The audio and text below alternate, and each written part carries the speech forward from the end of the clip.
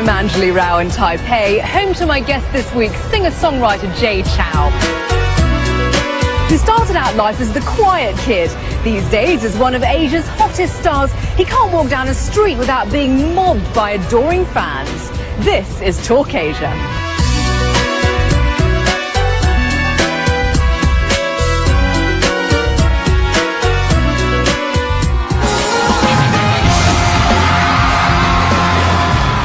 Pop icon,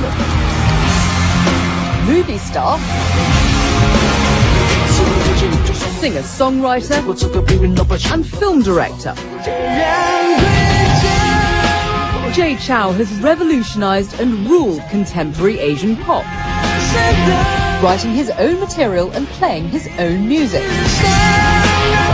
In an industry full of pre-packaged pop stars, Jay's unconventional looks, shy nature and unglamorous background make him an unlikely hero. He was first noticed for his score writing skills at a talent show. And soon after, he was making music for more famous Chinese artists. Jay took to the mic and released his first album in 2000. Ever since, he's been releasing an album a year and also starring in films such as Zhang Yimou's Curse of the Golden Flower and most recently, Kung Fu Jungle. It's his mix and match approach that continues to attract millions in the Chinese-speaking community and beyond. We meet Jay at one of his restaurants in Taipei. Jay, it's a pleasure to meet you. Welcome to Talk Asia. So, with most pop stars, the image is everything. You say that you're not really bothered about that. For you, it's all about the music. What is it about music that defines you so heavily as a person? Music is like my life. It's constantly growing and evolving, and it influences me very much. Actually, it's like drinking water. I have to do it every day. But the thing is, how can you do it better and better?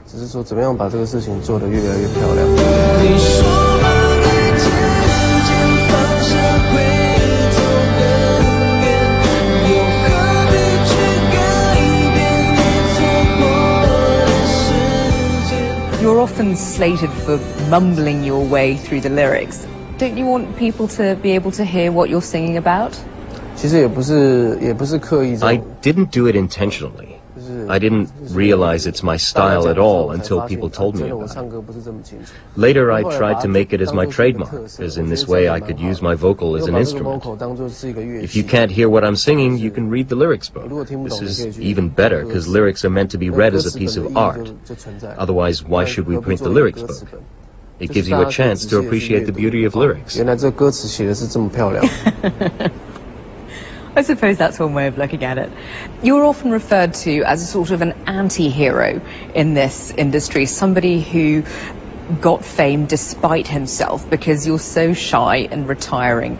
How do you make sure that you don't get bullied or steamrolled by this business? I think showbiz in Taiwan, or even in the Chinese-speaking region, is quite different from showbiz in the US.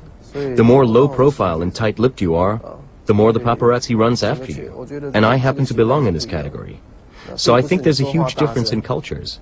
Being loud doesn't guarantee you a respectful status in this circle. In this sense, it's quite different from the culture in the US. Now, back in 2003, you played to a crowd of more than 10,000 people at the MGM Grand in Las Vegas. That sounds like a really daunting thing, particularly for a guy who says he's not that confident. How did you get through it?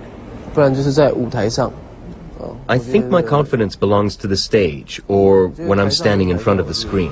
I'm like two different people, on stage and off stage.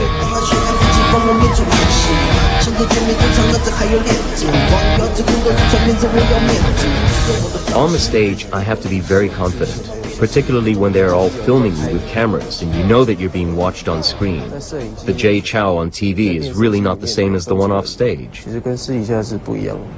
Most pop stars pick typical boy-girl subject matter to sing about. You seem to have gone in a different direction. You've sung about an abusive father and jilted lover and all sorts.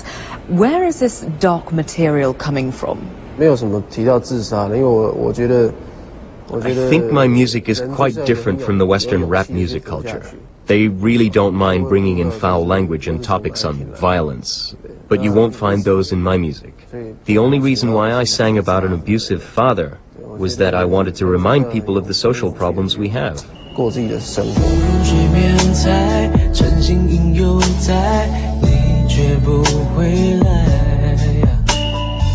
The UK think tank Chatham House rates you among China's most influential people.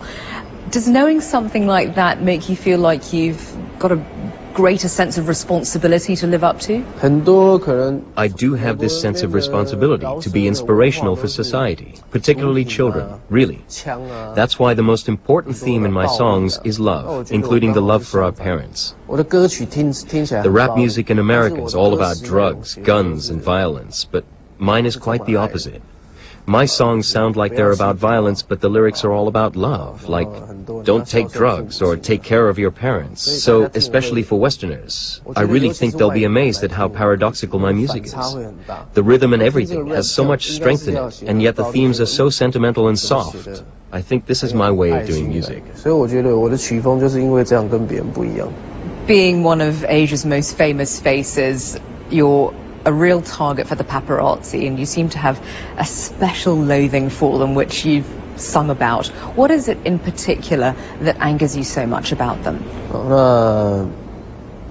I don't think anyone likes the paparazzi, especially when you're an artist. I think sometimes they are, I don't know how to put it. I actually wrote a song particularly for them. The lyrics clearly express what I want to tell them. I've sung them all out already. Hopefully there won't be anything about me in there. What are the worst run-ins that you